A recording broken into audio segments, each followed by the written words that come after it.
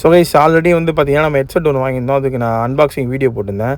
So quality எப்படி இருக்குது, range எப்படி இருக்குன்றதை உங்களுக்கு நான் சொல்கிறேன். மறக்காமல் பாருங்கள் வீடியோ. போகிறேன் எவ்வளோ தூரம் கேட்குதுன்னு பார்க்கலாம். ஓகேவா?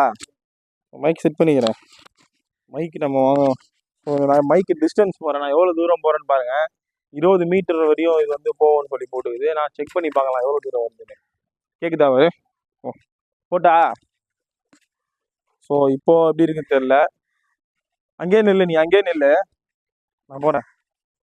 கேட்குதா? அப்படியே பார்த்தீங்கன்னா தெரியும். ஸோ ஓகேவா? இது எத்தனை மீட்டர் இருக்கும்? 15 மீட்டர் இருக்குமா?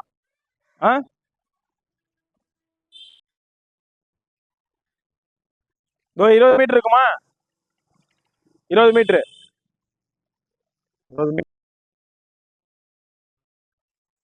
இப்போ ஒரு எத்தனை மீட்டர் இருக்கும்? 30 மீட்டர் இருக்குமா? 30. அது வீடியோ கட் பண்ணதான் தெரியும்.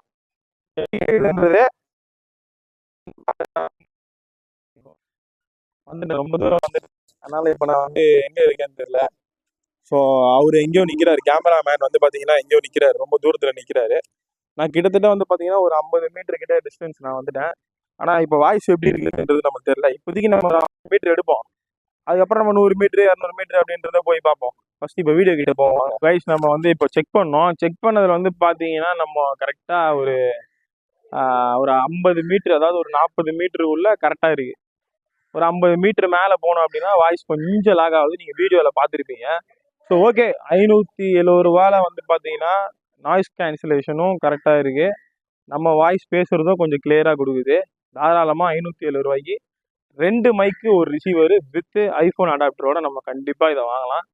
எந்த ஒரு ப்ளஸ் பாயிண்ட்டும் நம்மளுக்கு மைனஸ் பாயிண்ட்டும் இதுலேருந்து கண்டுபிடிக்க முடியல.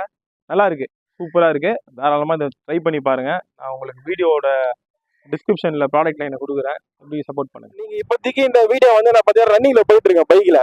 ஸோ நாய்ஸ் கேன்சலேஷனு, அதுக்கப்புறம் பேக்ரவுண்ட் நாய்ஸ் எதனா வருதான்னு பாருங்கள், சவுண்டு ஹேர் நாய்ஸ் இதெல்லாம் வருதான்னு பாருங்கள். மைக்கோட ரிவ்யூ போடுறேன் உங்களுக்கு. ஸோ அதை பார்த்துட்டு சொல்லுங்கள் எப்படி வருதுன்ட்டு. இந்த மைக் வாங்கலாமா இல்லை வாங்க வேணாமா அப்படின்றத கமெண்ட் பண்ணுங்க மறக்காமல்.